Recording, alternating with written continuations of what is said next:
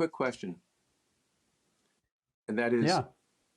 as I do the work, it always, most of the time, it ends up too cerebral, too in my mind. I'm trying to get out of my mind, say more into the heart or whatever. And if I say, is this true? How do I feel? All the questions, it seems, for me, the way I'm doing it, it just keeps me engaged in mental activity. And so although things can shift around there a little bit, there's no real shift more than just an attitude adjustment. So how do you do the work and get out of the cerebral aspect of it? Yeah.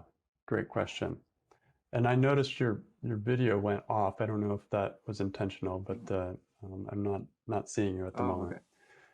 So yeah, this is something that can happen to any of us, and we're doing the work. Is that the mind?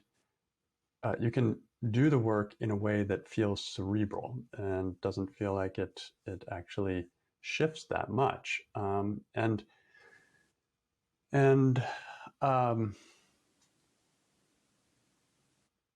it depends how you do the work. You can do the work like a Sudoku puzzle. You can do the work like a crossword puzzle. You can do the work like a chess game. You can do the work like an intellectual puzzle of sorts. And it is in a way, but that's just the outer holding of the work. The work points somewhere inward. It points us inward, but it doesn't take us inward. The words, those questions, the turnarounds, they're a good beginning. They're a good pointer. They sort of say, hey, have you looked over here? Consider this. Go this way. Look inward. Come back to yourself. Have you asked yourself, what do you think? That's what the work does. It just points us back in towards ourselves, but it can't walk that walk for us.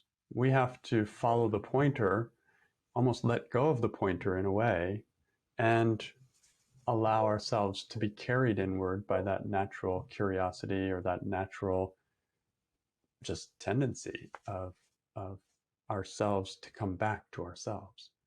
So the work, like any meditation practice, has to almost be left behind in a way. When you actually take the process to heart, you actually begin with an intellectual process and then see where it leads you, which is somewhere beyond intellect. It's experiential. That's why I call it meditation. The thing that the work does that makes this, work is, the value of the intellect in this is that it finds the original stressful situation, and then it finds the opposite, or it finds these different, let's say opposites, for example, with turnarounds. And by bringing these two together, the two opposites together, they can interact with each other. And often what happens, if it's a good match, is they kind of cancel each other out. And what's left is no opposites. They've canceled. And so you're left kind of floating in space a little bit. And that's again, experiential thing. It's beyond intellect. It's beyond description. And it's something you have to experience firsthand to know. But what can happen is the mind may jump from one understanding, I don't like this, and switch to, oh, now I like this. Like it can switch so quickly sometimes from one extreme to the other. I shouldn't do this. Now I should do this. You can flip with a turnaround in a way that you sort of jump so quickly that you miss the center, the middle, which is what the whole purpose was to begin with. So what I encourage people to do to experience that more is to slow it down and to hold it more as something to be experienced rather than something to figure out. And it's hard to put words on this. It's something that's hard for me even to describe in a way. But what I encourage you to do is just keep doing the work, do it slowly if possible, and pay attention to your inner experience. And bring the stress that you started is an experience to begin with. So you can start with that experience.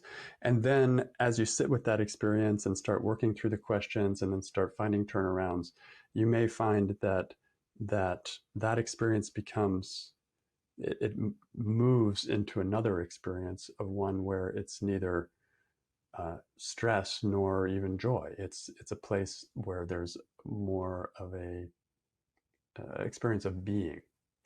So all I can do, even with these words, is point a little bit, just as I was saying the work does.